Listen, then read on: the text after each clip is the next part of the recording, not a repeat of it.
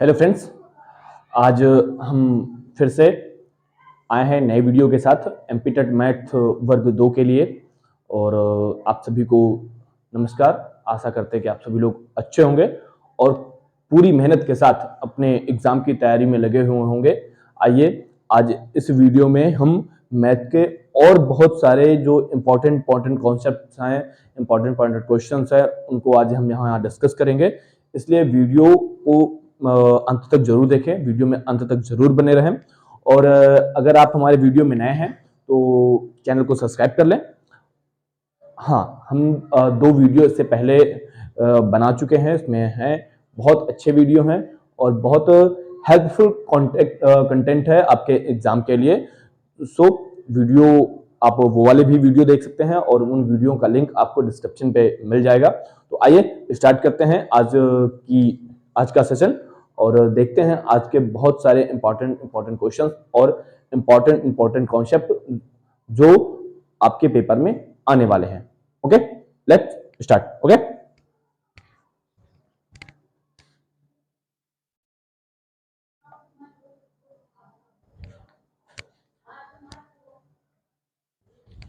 हाँ आइए देखते हैं क्वेश्चन क्या है। क्वेश्चन कह रहा है एक त्रिभुज PQR में, एक त्रिभुज है PQR, इसमें angle P 59 degree, angle Q 60 degree मतलब 60 डिग्री और एंगल R 61 डिग्री। ठीक है, तो त्रिभुज की सबसे बड़ी भुजा क्या है? ठीक है, आपको बतानी है त्रिभुज की सबसे बड़ी भुजा। तो देखो पहले ऑप्शन देख लेते हैं, एंगल P एंगल R। एक तो पहले तो ये दोनों ऑप्शन गलत हो गए भाई, उसने भुजा पूछी है, ऑप्शन में हमें एंगल दिए हैं, तो ये तो हो नहीं सकता। अब बचते हैं ये दो भुजाएं, तो देखते हैं। क्वेश्चन में कोई दम नहीं है, ठीक है, बस आपको क्या करना है, त्रिभुज बना लेना है। त्रिभुज बनाते ही आपका क्वेश्चन का आंसर आ जाएगा। देखिए कैसे, आपने बनाया एक त्रिभुज PQR, ठीक है, ये हो गया P, ये हो गया Q और ये हो गया R। ठीक है, एंगल P दिया है ये कितना 59 डिग्री। ठीक, एंगल Q दिया है एक काम करते हैं, फिगर को थोड़ा सा बड़ा बनाते हैं। ठीक है, छोटा हो गया फिगर ये, ठीक, ये P है, ये Q है और ये क्या है R है। ठीक, तो एंगल P बराबर कितना दिया है, ये दिए है 59 डिग्री, 59 डिग्री दिया है। एंगल P के बाद एंगल Q कितना दिया है, ये दिया है आपको 60 डिग्री और एंगल R कितना दिया है, ये दिया है 61 डिग्री। ठीक, तो अब याद रखिएगा त्रिभुज की एक प्रॉपर्टी होती है, एक गुण होता है कि जो एंगल सबसे बड़ा होगा, क्या याद रखिएगा, जो एंगल सबसे बड़ा होगा उसके सामने वाली जो भुजा होगी, उसके सामने वाली जो साइड होगी वो सबसे बड़ी साइड होगी या सबसे बड़ी भुजा होगी। तो देखो इस सब में सबसे बड़ा एंगल कौन है, 61 डिग्री, तो 61 के सामने की जो भुजा होगी वो क्या हो जाएगी, PQ। ये है आपका आंसर PQ। आंसर नंबर जो आपका ऑप्शन नंबर C है वो सही हो जाएगा। अच्छा, सबसे बड़े जो सबसे बड़ा कोण है उसके सामने की भुजा क्या होगी, सबसे बड़ी होगी, और जो सबसे छोटा कोण है उसके सामने की भुजा होगी वो क्या होगी, सबसे छोटी होगी। ठीक है, याद रखना, सबसे सबसे बड़ा कोण होगा उसके सामने की भुजा सबसे बड़ी होगी और जो सबसे छोटा कोण होगा वो उसके सामने की जो भुजा होगी वो सबसे छोटी होगी। इसी का जस्ट उल्टा भी पूछ सकता है कि अगर सबसे बड़ी भुजा ये है तो वो आप बताइए सबसे बड़ा कोण क्या होगा, सबसे छोटा कोण क्या होगा। अगर यही क्वेश्चन इसमें ऐसा कर देता कि वो आपको 3 भुजाएं दे देता, मान लो ये इसमें हम थोड़ा सा क्वेश्चन नया बना रहे हैं। क्वेश्चन नया कैसे बना रहे हैं, देखो मान लो अब PQ बार दे दिया, PQ बार है, वो कह देता है PQ बराबर है कह देता है 7 सेंटीमीटर है। ठीक है, और PQ के बाद एग्जांपल दे रहे हैं, ठीक है, और PQ के बाद एक PQ भुजा हो गई, एक हो गई QR 3 सेंटीमीटर है और PR बराबर है आपकी 6 सेंटीमीटर। ठीक, तो अगर ये दिया है और इसमें पूछता है कि बताइए सबसे छोटा कोण कौन सा होगा, क्या सबसे छोटा कोण, तो आपको सबसे पहले देखना है QR भुजा कहां बन रही है, ये 3 सेंटीमीटर, तो इसके जो सामने कोण बना होगा वो सबसे छोटा होगा। ठीक है, अगर पूछ लेता है कि सबसे बड़ा कोण कहां पे होगा, तो सबसे बड़ा कोण कौन सा होगा, तो देख लो PQ कहां है, ये है PQ, ये 7 सेंटीमीटर है, तो इसके सामने जो कोण बनेगा वो सबसे बड़ा कोण बनेगा। आगे समझ में, तो क्वेश्चन को वो इस तरह भी पूछ सकता है और क्वेश्चन को इस तरह भी पूछ सकता है। त्रिभुज के बारे में हमने बहुत सारा डिटेल में डिस्कस किया है। त्रिभुज के कोण, कितने टाइप के त्रिभुज होते हैं, त्रिभुज का हर एक त्रिभुज का क्षेत्रफल कैसे निकालते हैं, त्रिभुज का परिमाप कैसे निकालते हैं, सब हमने पिछले वीडियोस में हमने डिस्कस करके रखा हुआ है। ठीक है, तो और त्रिभुज का अंतःकोण क्या होता है, अंतःकोण क्या है, बाह्य कोण क्या है, सारी चीजें डिस्कस कर चुके हैं। तो अब वो वाली वीडियो जाकर के देख सकते हैं। आइए देखते हैं नेक्स्ट क्वेश्चन क्या है।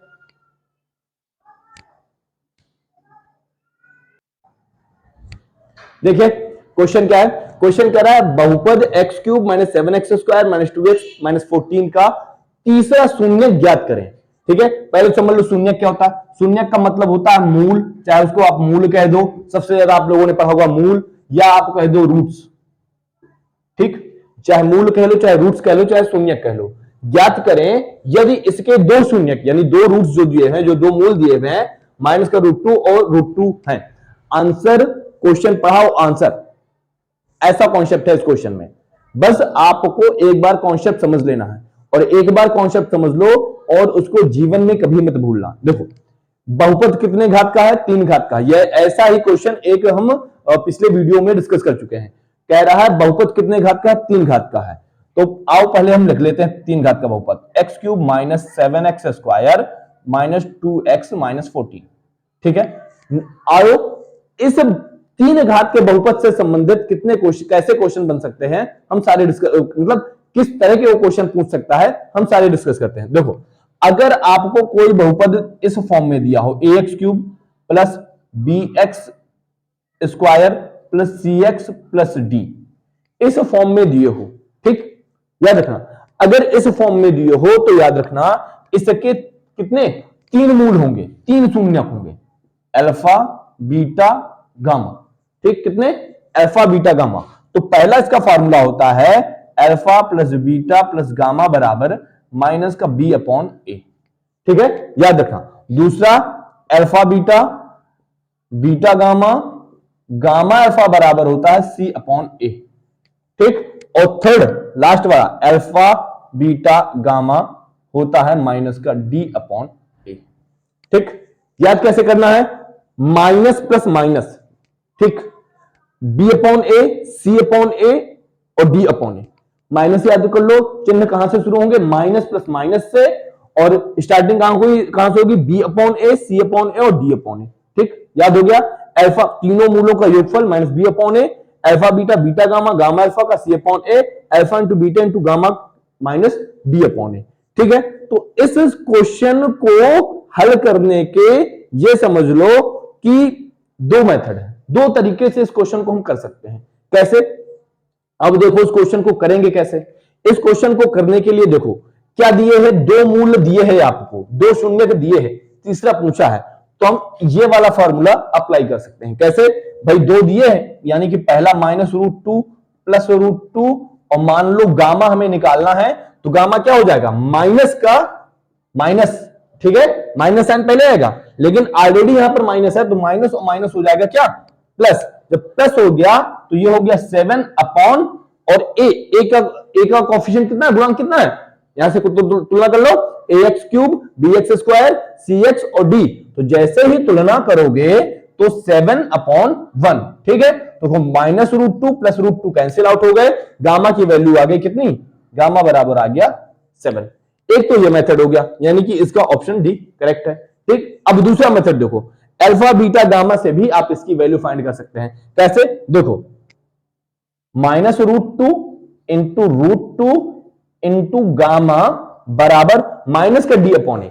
ऑलरेडी यहां माइनस है, यहां माइनस है, तो माइनस और -14 अपॉन ए की वैल्यू हो गई 1। तो देखो माइनस और माइनस हो गया प्लस, कैंसिल आउट हो गया, √2 इंटू √2 2, तो -2 गामा बराबर हो जाएगा 14, तो गामा बराबर हो जाएगा -2, ये वाला इसके अपॉन में चला जाएगा ऐसे, तो आ जाएगा, सॉरी एक चीज कहीं गलती कर दी,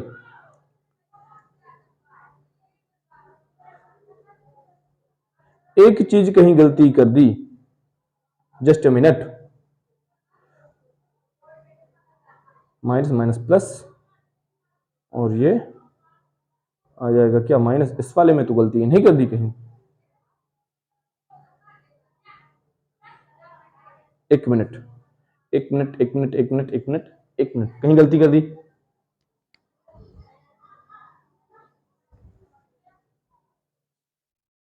कहीं शायद आई थिंक हमें लग रहा है क्वेश्चन में गलती है।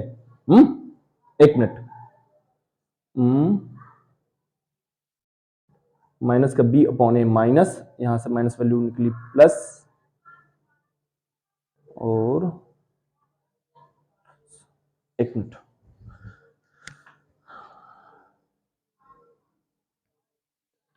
सॉरी एक सेकेंड। आपके जो क्वेश्चन है आपका, वो उस क्वेश्चन में यहां पर प्लस है। क्या है? यहां पर प्लस है। इस वजह से जब हमने ये वाला निकाला था तो यहां पर आपका प्लस का आ रहा था। ठीक है, यहां पर क्या आ रहा था? प्लस का आ रहा था। ठीक है, और इसका आंसर ये नहीं होगा। अगर चूंकि यहां अगर प्लस हो जाएगा, मान लो यहां क्या हो गया प्लस, तो माइनस का बी अपॉन ए होता है। क्या होता है? माइनस का बी, तो माइनस बी की वैल्यू 7 अपॉन 1, तो गामा बराबर हो जाएगा माइनस का 7। आंसर नंबर इसका करेक्ट होगा ए। क्वेश्चन में मिस्टेक थी और कुछ नहीं है। इसीलिए देखो दोनों से करके आपको बता दिया है कि अगर बाय द वे आपको कहीं कंफ्यूज हो या कुछ ऐसी दिक्कत हो जिससे आपको लग रहा हो कि हमारा क्वेश्चन सही है या गलत है, तो आप इन दोनों से आप अपने क्वेश्चन को क्रॉस चेक भी कर सकते हैं। ठीक है, यानी कि यहां किससे गामा की वैल्यू निकलेगी? माइनस का 7। ओके, अच्छा ये तो हो गया इसका कि अगर समीकरण आपका जो दिया है वो 3 घात का है। कितने घात का है? 3 घात का है। अगर समीकरण 2 घात का हो, कितने घात का? 2 घात का हो, यानी कि अगर समीकरण इस तरह का दिया हो ax square plus bx plus c, ठीक, तो इसके जो मूल होते हैं, इसके देखो 2 घात का है यानी 2 मूल होंगे। ठीक है, यानी कि 2 मूल क्या होंगे? एक अल्फा होगा और एक बीटा होगा। ठीक, तो इसके लिए फार्मूला होता है अल्फा प्लस बीटा बराबर माइनस का बी अपॉन ए, और अल्फा इंटू बीटा बराबर होता है सी अपॉन ए। ठीक है, देखो सेम वही concept, minus plus minus plus, starting minus से होगी, बी अपॉन ए, सी अपॉन ए, डी अपॉन ए। अच्छा अगर 4 घात का समीकरण हो जाता, कितने घात का? 4 घात का समीकरण हो जाता, तो वहां पर भी अंत में आ जाता, देखो पहले हो जाता माइनस बी अपॉन ए, सी अपॉन ए, फिर इसके बाद माइनस डी अपॉन ए, और प्लस लास्ट में ई अपॉन ए। ठीक है, तो चलो आओ देखते हैं next question with next concept के साथ। ओके,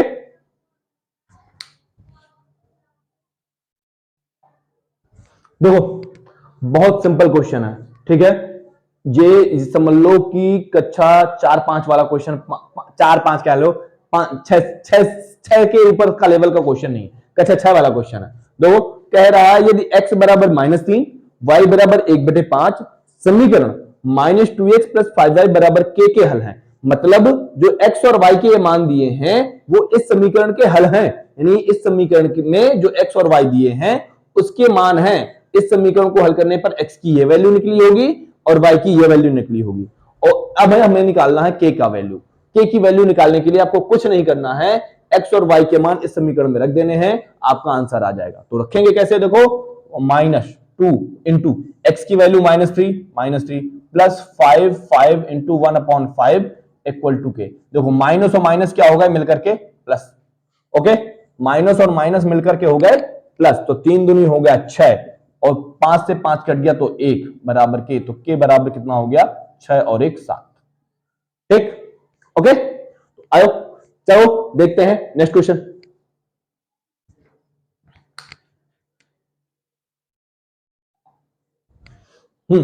देखिए क्वेश्चन कह रहा है निम्नलिखित संख्या के रिक्त स्थान को भरने के लिए, एक आपको संख्या दी है, ये वाली संख्या है, इसके जो 3 रिक्त स्थान है इनको आपको भरना है।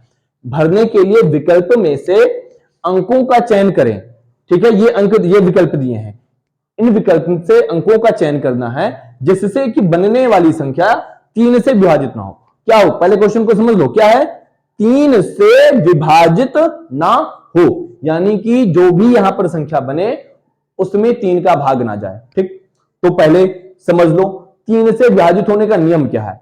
3 से विभाजित होने का नियम यह है कि आपको जो पूरी संख्या दी हो, क्या पूरी जो आपको संख्या दी हो उस संख्या को आप करिए कि आप उसके अंकों का योगफल निकाल लीजिए। सम आप जितनी उसकी जो भी नंबर है उसके सभी डिजिट का सम निकाल लीजिए, मतलब उसके जितने भी अंक हैं उस संख्या के, आप उस संख्या के सभी अंकों को जोड़ लीजिए और जोड़ने के बाद जो आए उसमें आप 3 का कर दीजिए क्या, भाग। अगर भाग पूरा पूरा चला जाए तो समझिए कि वो 3 से विभाजित है, मतलब कि अगर 3 से पूरा पूरा भाग चला गया, शेष कुछ नहीं बचा, तो वो संख्या 3 से विभाजित होगी, यानी कि वह संख्या 3 से पूरी तरह कट जाएगी। और अगर शेष कुछ भी बचता है, 1 2, ठीक है, 3 बचेगा नहीं, 4 होगा नहीं, तो 1 या 2 कुछ भी शेषफल बचता है तो वह संख्या 3 से विभाजित नहीं होगी। अच्छा, तो देखो देखते हैं क्वेश्चन क्या है। पहले इसका सम ले ले भाई, इसका सम ले ले तभी तो हम 3 से बनाएंगे। तो देखो 5 4 9, 9 9 18 और 18 और 7 8 7 15, यानी कि इसका सम हो गया कितना, 25। जो लो 5 और 9 9 18, 18 7 25 हो, ठीक। यानी कि अब देख लो, अब इसका हमें योग करना है कि 25 के साथ मिलकर के वो क्या बनाती है। देखो 9 3 12, 12 2 कितना हो गया, 14, तो 14 यहां रखो, 5 4 9 2 1 3। देखो इससे तो देखो 39 आएगा ना, 39 में 3 का भाग चला जाएगा, यानी कि यह संख्या नहीं होगी। यह संख्या अगर 392 यहां रख दें हम, तो यह संख्या 3 से पूरी तरह क्या हो जाएगी, विभाजित। तो इसका मतलब यह हो गया कि हम यह संख्या नहीं ले सकते हैं। हमारा आंसर जो ऑप्शन डी गिवन है वो हो गया क्या, इनकरेक्ट। अब दूसरा देखते हैं 7 6 8। तो देखो 8 और 6 14, 14 और 7 कितने हो गए, 21, कितना 21। तो देखो 5 और 1 6 और 2 और 2 कितने हो गए, 4, 46। क्या इसमें भाग जाएगा, इसमें भाग नहीं जाएगा, क्यों, क्योंकि 6 और 4 होते हैं 10, तो यानी कि ऑप्शन हो जाएगा यही करेक्ट, ऑप्शन नंबर सी। अब इनको भी चेक कर लो, क्या देखो 8 और 9 कितने हो गए, 17। जब 17 हो गए तो 17 और 6 कितने हो गए, 23। जोड़ो 5 3 8, 2 2 4, 8 4 12, 3 से पूरा पूरा भाग चला जाता है 12 में, ठीक है, यानी कि ये भी संख्या नहीं होगी। अब इसको देख लो, देखो 8 7 15, 15 5 20, 20 रख दो, 5 4 5 4 9, पूरा पूरा भाग चला जाएगा। यानी कि सिर्फ और सिर्फ इस संख्या को अगर रखते हैं, हम यहां रख देते हैं 7 6 8, तो जो संख्या बनेगी उसमें 3 का भाग पूरा पूरा नहीं जाएगा। अब आओ ओरली डिस्कस कर लेते हैं 2 से विभाजित होने का नियम। 3 से अभी डिस्कस कर लिया, एक बार फिर से कर लेंगे, और 5 से विभाजित होने का नियम और 11 से विभाजित होने का नियम, ठीक है। तो देखो 2 से विभाजित होने का नियम क्या है, 2 से विभाजित होने का नियम क्या है, अगर किसी भी संख्या के अंत में कितना आ जाए, 0 आ जाए, 2 आ जाए, 4 आ जाए, ठीक है, कितना आ जाए ध्यान रखना, 0 2 4 6 आ जाए, 8 आ जाए, तो वह संख्या जो होगी, याद रखना 1 2 3 4 5 संख्या याद रखना, अगर ये 5 अंक आते हैं किसी भी संख्या के अंत में, जो उनका इकाई वाला अंक होगा, अगर किसी भी संख्या का इकाई का अंक 0 हो, 2 हो, 4 हो, 6 हो अथवा 8 हो, तो वह संख्या 2 से पूरी तरह विभाजित हो जाएगी। आपको आगे के अंक नहीं देखने हैं, दहाई सैकड़ा हजार 10,000 लाख 10 लाख करोड़ के अंक नहीं देखने हैं, आपको सिर्फ और सिर्फ इकाई का अंक पकड़ना है। अगर हम इसी की संख्या की बात करें तो देखो जैसे हमारे ऑप्शन वाले थे, ऑप्शन में देखो अंत में 6 है, संख्या पूरी पूरी 2 से विभाजित हो जाएगी। ऑप्शन में अंत में 8 है, ऑप्शन वाले में तीसरे वाले में अंत में 8 है, पूरी पूरी संख्या 2 से विभाजित हो जाएगी। अंत में 2 है, पूरी पूरी संख्या विभाजित हो जाएगी। अगर यही संख्या यहां पर 5 की जगह 4 होता तो संख्या पूरी पूरी 2 से क्या हो जाती, विभाजित हो जाती, ठीक है। तो अब देखो 2 के बाद आते हैं 3 वाले में। 3 वाले में क्या बताया है कि आपको जो भी संख्या दी हो, क्या जो भी संख्या दी हो, आप उस संख्या के सभी अंकों का योगफल ज्ञात कर लीजिए। जैसे कि हम आपको एक क्वेश्चन संख्या दिखाते हैं, अब हम डिस्कस कर रहे हैं 3 वाले का। तो संख्या क्या दिखाते हैं, देखो अगर कोई संख्या इस तरह दी हो 3 5 4 6, हाँ 4 अंकों की संख्या लेते हैं। तो अब आप हमें देखना है, देखो अंत में 2 है, अंत में 6 है, तो इसका मतलब ये क्या है, ये संख्या पूरी तरह से 2 से विभाजित है, ठीक। अब देखना क्या 3 से विभाजित है कि नहीं है, तो क्या कर लो, जोड़ दो, 6 4 10, 10 5 15, 15 3 18, 18 आया, 18 में 3 का भाग चला जाता है, बिल्कुल चला जाता है, तिचंग 18। तो इसका मतलब यह है कि यह संख्या 3 से क्या है, विभाजित है। अभी यहां पर हमने 4 अंक की संख्या ली है, आप 8 10 12 15 जितने अंकों की संख्या लेना चाहते हो ले लीजिए, और उसमें आप उसके सभी अंकों का, ठीक है, आप एक एक अंकों का सबका योग कर लीजिए, और अगर वो जो सम आता है, जो योगफल आता है, योगफल में 3 का भाग चला जाता है, तो मतलब कि वो संख्या 3 से क्या है, विभाजित है। इसके बाद हम देखते हैं 5 से विभाजित होने का नियम। क्या? 5 से विभाजित होने का नियम। 5 से विभाजित होने का नियम क्या है? अगर किसी संख्या का इकाई का अंक 0 अथवा क्या हो 5, क्या हो 0 अथवा 5 हो, तो याद रखिए कि वह संख्या क्या होगी, वह संख्या 5 से विभाजित होगी। 5 का सबसे सिंपल है कि अगर लास्ट में देखो, जैसे ये संख्या है ना, इस संख्या में लास्ट में 5 आया है, ये 5 है, तो इसका मतलब है ये संख्या 5 से विभाजित है। अगर यहीं पर भी 5 के आगे अगर हम एक और 0 लगा दें, तो ये संख्या 5 से विभाजित हो जाएगी। और नहीं, आप इसमें लिख दो 6 8 7 9 3 4 2 और अंत में लगा दो 0, तो इसका मतलब ये संख्या पूरी क्या है, इसमें पूरा पूरा 5 का भाग चला जाएगा। क्यों? क्योंकि अंत का जो इकाई का अंक है वो कितना है, 0 है। तो आओ चलो देखते हैं, इसको अब यहीं खत्म करते हैं। और हाँ, गहरे वाला देख लीजिए। गहरे वाले में होता यह है कि हम एग्जांपल नहीं बताएंगे अभी आपको, गहरे वाले में कुछ करना नहीं होता, जो भी आपको संख्या दी हो, ठीक है, जो भी आपको संख्या दी हो, तो आप क्या कर लीजिए कि एक अंक छोड़ करके सबका, सॉरी गलत बोल गए, जैसे मान लीजिए कोई संख्या लेते हैं, जैसे यही क्वेश्चन था 7 6 8 और लिख दीजिए 8 7 5, ठीक है। कितने पद हैं इसमें? 1 2 3 4 5 6 पद हैं। तो आप एक कर दिए 1 2 3 4 5 6, यानी कि ये 1 है, ये 2 है, ये 3 है, ये 4 है, ये 5 है, ये 6 है।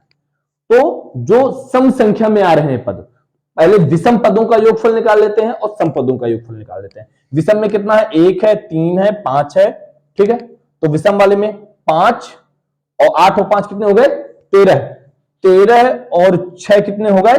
13 6 हो गए 19, ठीक। अब इसके बाद संपदों में क्या है? 7 है, 8 है और 7 है।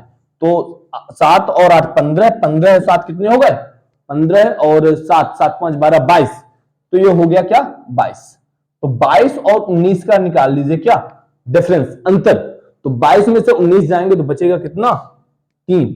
इसका मतलब यह है कि यह संख्या 11 से विभाजित नहीं होगी। 11 से विभाजित होने का नियम यह है कि अगर सम संख्याओं का योग, सम अंकों का योगफल और विषम अंकों का योगफल क्या आए?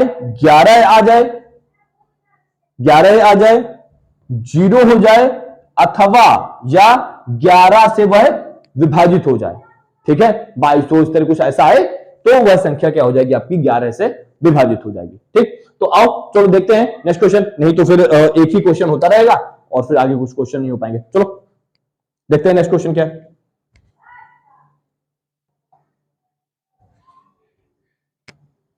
हाँ देखिए क्वेश्चन क्या है। क्वेश्चन कह रहा है 9a² b 4ab 4a 5ba² 7b² a 9b 3ab 4b से सदृश पदों के एक समुच्चय का चयन करें।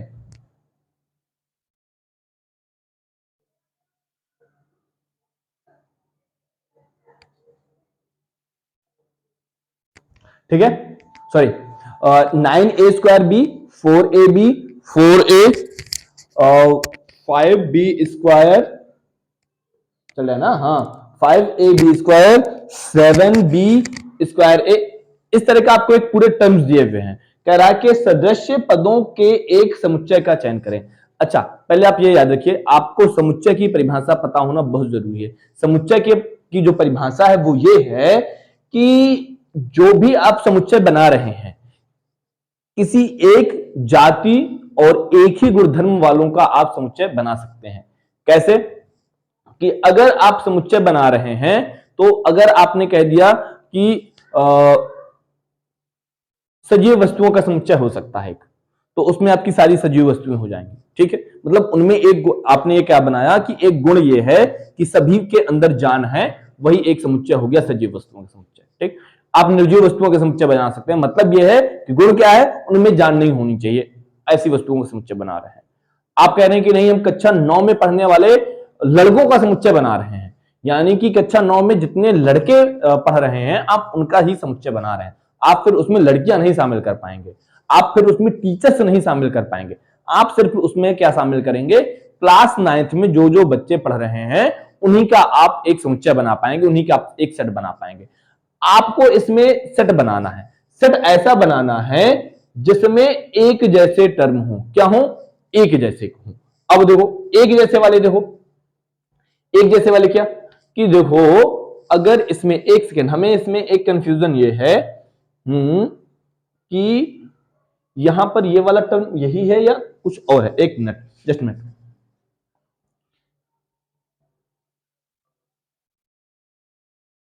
हाँ ठीक, चलो, नहीं यही है तो अच्छा। अब देखते हैं इसमें, देखो पहला टर्म देखो, इसमें और कोई से मतलब नहीं है, मतलब किससे होगा हम देखो बताते हैं, किसका किसका बन सकता है ये हम आपको बताए दे रहे हैं। देखो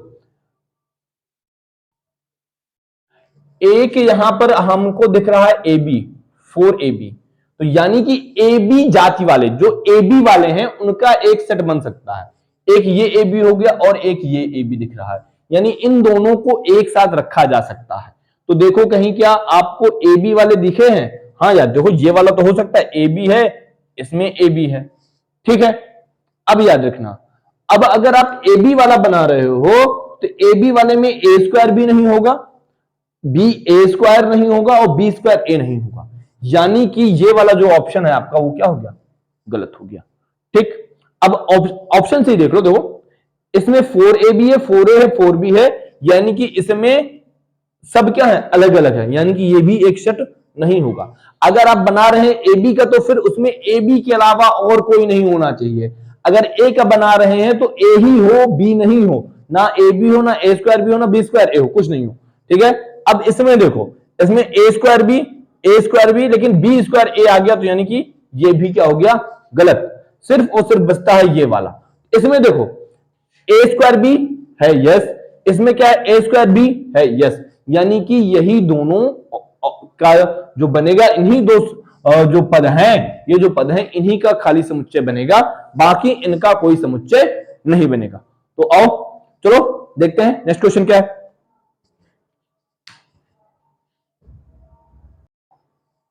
देखो क्वेश्चन क्या कह रहा है, 12 प्लेटों और 8 गिलासों का मूल 528 रुपए है। यदि एक गिलास का मूल 18 रुपए है तो 6 प्लेटों का मूल ज्ञात करिए। तो देखो कुछ ऐसा बना लो, मान लो प्लेट का है P, गिलास को मान लो G, तो 12P प्लस 8G बराबर है कितना, 528 के। ठीक, अब उसने कह दिया यदि एक गिलास का मूल, जी की वैल्यू पता है, देखो कह रहा है एक गिलास का मूल कितना है, 18 रुपए, तो यहां पर रख दो जी की जगह 8 गुणे 18, 528 हो गया। 18 थे क्या होता है, 144, 12P, 18 थे 144, उस साइड ले जाओ, तो 12P बराबर कितना हो गया, 528 माइनस 144। तो देखो 8 में से 4 गए 4, 2 और 12 में से 4 गए 8, और यहां 4 में से 1 गया, बचे 3। 12P कितना निकालना है, कह रहा है 6 प्लेटों का मूल्य कितना होगा। कुछ मत करो, ये कितना है, 12 प्लेटों का दिया है ना, कितने का दिया है, 12 प्लेटों का। तो एक काम कर दो, दोनों साइड 2 से भाग कर दो, तो इधर बचेगा 6P, तो इधर हो जाएगा 2 एकम 2 1, और बचा कितना, 1 2 नाम 18 और 2 दूनी 4, 6 प्लेट का मूल आपका हो जाएगा 192 रुपए। थोड़ा सा ना स्मार्ट बनो, अगर आप यहां से निकालते एक प्लेट का मूल, फिर उसमें 6 का गुणा करते, तो 2 बार आपको करना पड़ता, एक बार 12 से भाग करते, फिर 6 से गुणा करते। हमने सीधे सीधे 2 से भाग कर दिया, तो आपका 6 प्लेट का मूल डायरेक्ट आ गया। ओके, थोड़ा सा ना, थोड़ा सा स्मार्ट बनना, जैसे आपने थोड़ा सा स्मार्ट बन गए, थोड़ा सा आपने क्वेश्चन को थोड़ा सा अच्छे से कर दिया, तो आप क्वेश्चन जल्दी कर पाओगे और ज्यादा सारे क्वेश्चन अटेम्प्ट कर पाओगे, और जो कठिन क्वेश्चन होगा उनमें आप ज्यादा टाइम दे पाओगे, वरना इस तरह के क्वेश्चन में बहुत टाइम आपका चला जाएगा। तो आओ देखते हैं नेक्स्ट क्वेश्चन क्या है।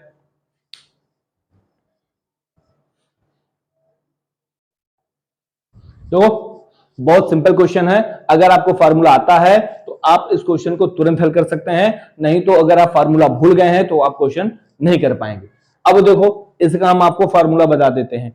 डी बराबर, याद रखना जीवन भर ये फार्मूला याद रखना, एक बार याद कर लेना और जीवन भर नहीं भूलना। और हाँ, मैथ में कुछ चीजें आप ऐसे कर लीजिए कि एक बार याद कर लीजिए, एक बार उसको समझ जाइए, एक बार उसको सीख जाइए और जीवन भर के लिए आप उसको याद कर लीजिए कि आपको फिर वो जीवन में दोबारा पढ़ना ना पड़े। अगर आपने एक बार बीच की दूरी निकालने का तरीका सीख लिया तो फिर अब आपको कभी वो तरीका भूले नहीं। तो देखो डी मतलब होता है डिस्टेंस।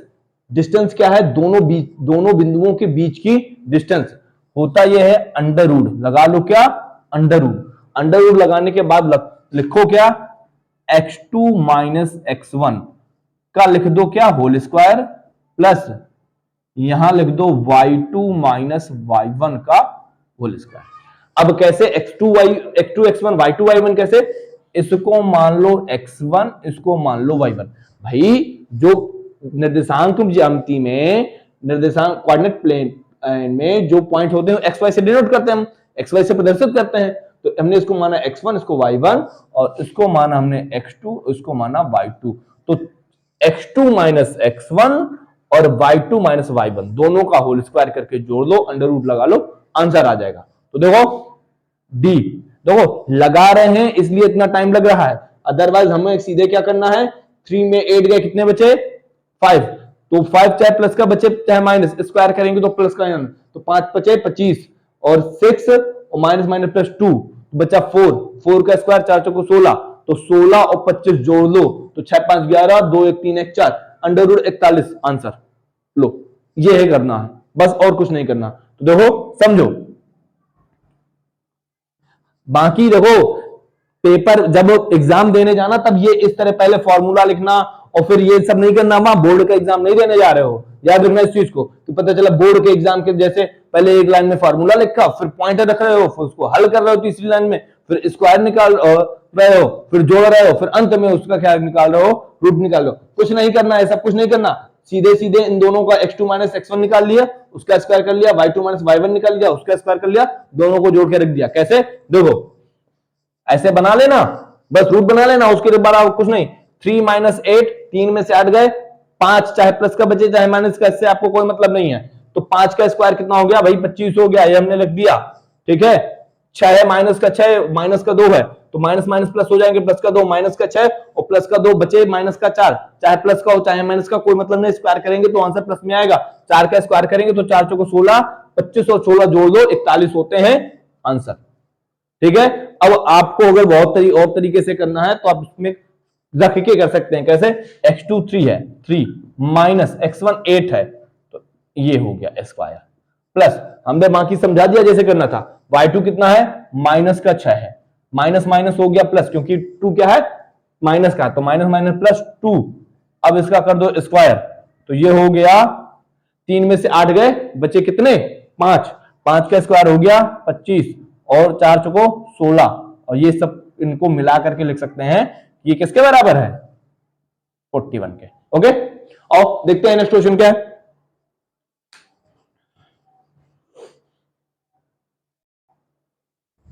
देखो क्वेश्चन कह रहा है 3x प्लस 2y बराबर 5 एवं 9x प्लस 6y बराबर 6 के आलेखीय निरूपण का मतलब यह है कि अगर ग्राफ में इन दोनों लाइनों को निरूपित किया जाए, बनाया जाए, तो जो दोनों लाइन होंगी वो क्या बनाएंगी? प्रतिच्छेदी रेखाएं होंगी, लंबवत रेखाएं होंगी, संपाती रेखाएं होंगी या समांतर रेखाएं होंगी। तो जब भी ऐसा क्वेश्चन आए आपको, तो आपको करना क्या है कि आपको जो ये दिए हुए हैं, जो दोनों समीकरण दिए हुए हैं, इनको कुछ ऐसा कर लेना है। कैसा कर लेना ये समझ लो। ये है जो रेखा होती है वो फॉर्म में क्या होती है बता दे, ax plus B Y is equal to C या प्लस सी, कुछ भी मान लो, ठीक है। इसी तरह ये, तो आप ये वाला गुणांक और ये वाला गुणांक, ये वाला गुणांक और ये वाला गुणांक, इन गुणांकों की आप एक बार पहले कर लीजिए तुलना। तो देखो अभी तो कुछ नहीं समझ में आ रहा है। अगर हम इस क्वेश्चन में क्या करें, इस क्वेश्चन में हम क्या करें कि हमने इसमें 3 से कर दिया भाग, तो इधर आ जाएगा कितना भैया आपका 3x, इधर हो जाएगा 3 से डिवाइड किया तो ये हो जाएगा 2y बराबर 2।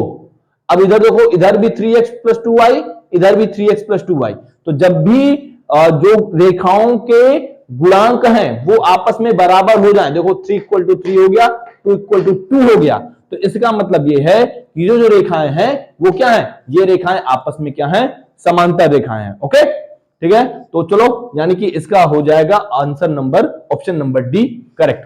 आओ देखते हैं नेक्स्ट क्वेश्चन, अगला क्वेश्चन क्या है।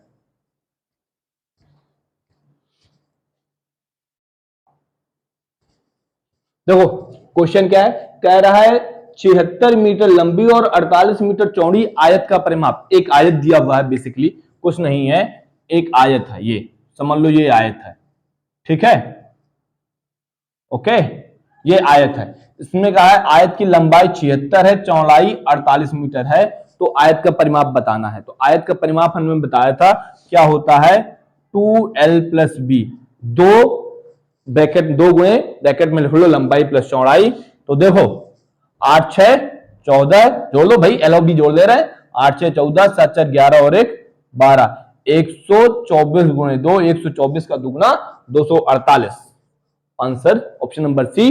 तो ये तो हो गया आयत का परिमाप। अगर इसी की जगह वर्ग होता तो जो वर्ग का परिमाप होता है मेरे भाई, वर्ग का परिमाप वो होता है आपका 4 इंटू भुजा।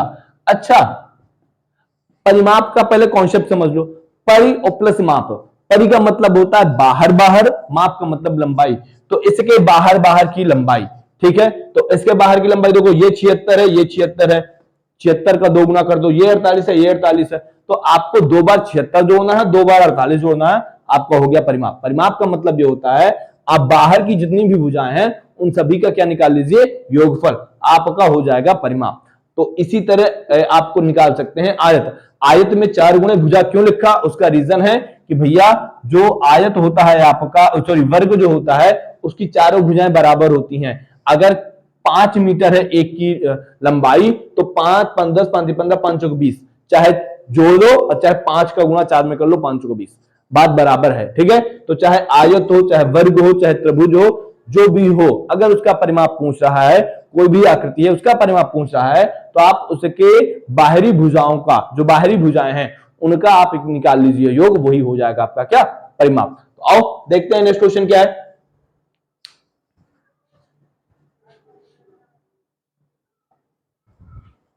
देखिए क्वेश्चन क्या है, बहुत इस टाइप का अगर क्वेश्चन आता है आपके एग्जाम में, तो आप ये याद रखिए कि वो आपके एग्जाम का सबसे सिंपल क्वेश्चन है। सबसे सिंपल क्वेश्चन क्यों, कि क्या पूछा है, निम्नलिखित आकार के जूते एक दिन में बेचे गए, यानी कि ये साइज दिया हुआ है 5 8 9 5 6 4 9 3 9 6 1 9 7 1 2 9 5, ठीक है। तो इस आकार के, इस नंबर के जूते बेचे गए हैं, तो आपको करना क्या है, बहुलक की गणना करनी है। तो अगर आपको बहुलक की गणना करनी है तो पहले बहुलक का मतलब समझ लीजिए। बहुलक का मतलब यह होता है कि जो आपका आइटम है, इसको हम आइटम कहते हैं, जो भी आइटम है वो जितनी ज्यादा बार आए, जो सबसे ज्यादा बार आएगा वही बहुलक होगा, ठीक है। बहु मतलब बहुत बार आया है लक, ठीक, यहां से याद रखो, बहु से याद रखना, तो जो सबसे ज्यादा बार आए वो है आपका क्या, बहुलक। तो सबसे ज्यादा बार देखो इसमें क्या दिख रहा है, इसमें एक संख्या सबसे ज्यादा बार आई है 9, 1 2 3 4 5, 9 कितनी बार आया है, देखो 9 आया है आपका 5 बार। इसके बाद हम देखते हैं, जो ऑप्शन का देख लेते हैं भाई, इन्हीं ऑप्शन में कोई एक हो सकता है, 3 हो सकता है, 6 हो सकता है, 5 हो सकता है, 9 हो सकता है। तो अब 3 का देख लो, 3 आया है 1 2, 3 कितनी बार आया है भाई, 2 ही बार आया है। 6 देख लो, 1 2, 6 कितनी बार आया है, 2 बार आया है। 5 देख लो, 1 2 2 3, 5 कितनी बार आया, 3 बार आया। 9 कितनी बार आया, 5 बार आया। तो आंसर क्या हो जाएगा, 9, ठीक है। चलिए वीडियो आज का लेक्चर यही समाप्त करते हैं, इसके बाद मिलते हैं नेक्स्ट वीडियो पे। तब तक आप खूब ढेर सारी मेहनत करते रहिए। अगर कोई क्वेरीज हो तो आप हमें बता दीजिए, कमेंट सेक्शन पे बता दीजिए कि सर ये वाला क्वेश्चन नहीं समझ में आया या इस क्वेश्चन को कैसे किया, तो वो कोशिश करें कि उसको सॉल्व कर सकें। और अगर आपको कोई क्वेश्चन नहीं आ रहा है तो आप हमें कॉन्टेक्ट कर सकते हैं, ठीक है। चलिए आप अपना ध्यान रखिए और जितना ज्यादा हो सके उतना ज्यादा मैथ लगाइए, एग्जाम की प्रिपरेशन करिए। आपके एग्जाम आने वाले हैं, 2 तारीख से शायद एग्जाम है, तो ढेर सारा पढ़िए, ओके। तब तक के लिए नमस्कार।